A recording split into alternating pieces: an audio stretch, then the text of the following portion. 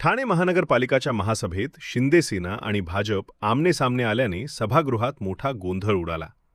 मागील 4 वर्षात महापालिकेला किती निधी प्राप्त झाला आणि त्या निधीतून नेमकी कोणती कामे करण्यात आली याचा सविस्तर हिशेब सादर करण्याची मागणी भाजपकडून करण्यात आली. मात्र त्यांची ही मागणी मान्य न झाल्याने सभागृहात गोंधळ झाला.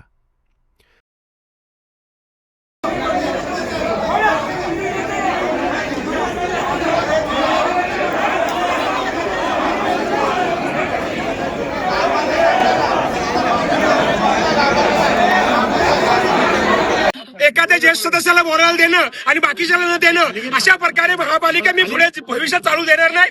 वेळ पडली तर डायस सोडून खालीवर बसून मी कामकाज करणार आणि यांचे सगळे वाबाडे आणि गेल्या 3 वर्ष 10 महिन्यामध्ये जे काय केलेले कारनामे हे सगळं बाहेर काढणार. गोल्डन पूर्ण 3 वर्षामध्ये जेवढे भ्रष्टाचार केलेले आहेत हा संपूर्ण दडवण्याचा प्लॅनिंग होता. खाली वेगळे विषय घ्यायला देणं आणि एका सदस्याला बोलायला देणं आणि बाकीच्या सदस्यांनी जे लक्षवेधी मांडलेले आहे, कोणी प्रश्न उत्तरे मांडलेले आहेत त्यांना न बोलून देणं आणि डायरेक्ट विषय पत्रिका वाचून दाखवून मंजूर करणे याला आमचा जाहीर विरोध आहे.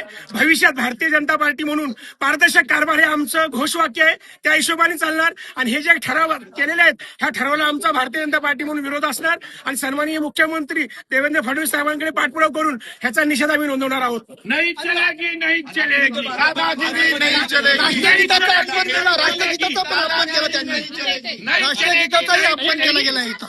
पाटील साहेब, उपमहापौर पदावर तुम्ही तिथे बसलेला होता, खुर्चीवर बसलेला होता, सगळी परिस्थिती तुम्ही पाहिलीत, आवाज दाबण्याचा प्रयत्न कुणी केलाय नक्की? नक्कीच पहिली महासभा असल्यामुळे मी हा विषय समजून घेत होतो, पण कोणी जरी डायसवर जरी असलो मी आणि जरी कोणी आवाज दाबायचा प्रयत्न करत असतील एक भारतीय जनता पार्टी किंवा उपमहापौर म्हणून वेळ प्रसंगी मी रस्ते खाली उतरून डायस सोडून खाली येऊन मी माझे विषय मांडणार आणि पक्षाचं पण नेतृत्व आणि लोकांना जे हवं असलेलं तेच कामकाज करणार. पण हे जे पद्धत आहे आता अशा प्रकारचे ठराव भविष्यात कधीही पास होणार नाहीत आणि आता झालेले आहेत त्यांना आमचा 100% विरोध राहील आणि त्याच्याविषयी आम्ही नगर विकास खाता असेल तिकडे किंवा सन्माननीय मुख्यमंत्र्यांकडे आम्ही दाद मागणार आहोत. नगरसेवकांनी प्रश्न मांडणार त्यांचा अधिकार आहे. अजेंड्यामध्ये आज माझे प्रश्न होते, त्याची प्रश्न उत्तरांचा तास घेणं अपेक्षित होतं, पण महापौरांनी असं रुलिंग दिलं की प्रश्न उत्तर होणार नाही. आमच्या काही नगरसेवकांनी लक्षवेधी मांडल्या होत्या, तर आम्ही फक्त एवढंच सांगत होतो की लक्षवेधी काय आहेत, विषय काय आहेत तेवढं फक्त वाचून दाखवा, पण तेही सभागृहात वाचलं गेलं नाही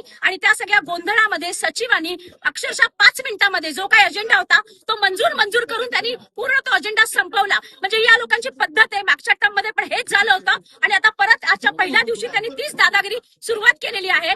जरी आम्ही महायुतीमध्ये असलो, सत्तेमध्ये असलो, तरी या लोकांची ही दादागिरी आम्ही खपवून घेणार नाही.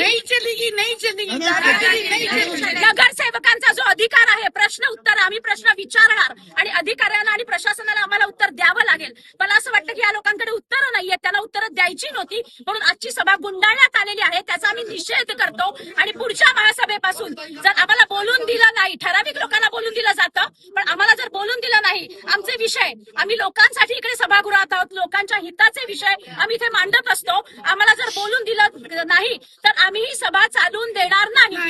तुम्ही कोणता मुद्दा मांडणार होता? तुमचा एक महत्वाचा मुद्दा होता, कोणता मुद्दा मांडणार होता? मी ठाणेकरांच्या अतिशय मनातले आणि महत्वाचे प्रश्न विचारले होते की 2023 ते 2025 हे पूर्ण काळ हे प्रशासनाच्या ताब्यामध्ये होतं, तेव्हा राज्य सरकारकडनं किती निधी आला होता आणि त्याची पूर्ण माहिती मी आज मागवली होती आणि त्याची उत्तरं मला अपेक्षित होती. पण अधिकाऱ्यांनी मला उत्तर देखील असं दिलेलं आहे की माहिती आम्ही संकलित करतोय आणि ठाण्यासाठी राज्य सरकारकडून 2583.41 कोटी इतका मोठा निधी आला होता, पण त्यातलं काय विकास कामं केली गेली हा प्रश्न माझा होता आणि ते प्रश्नांची उत्तरं या लोकांकडे नाहीयेत. म्हणूनच आजची सभा गुंडाळण्यात आली, त्याचा निषेध आहे आणि ही दादागिरी आम्ही खपवून घेणार नाही.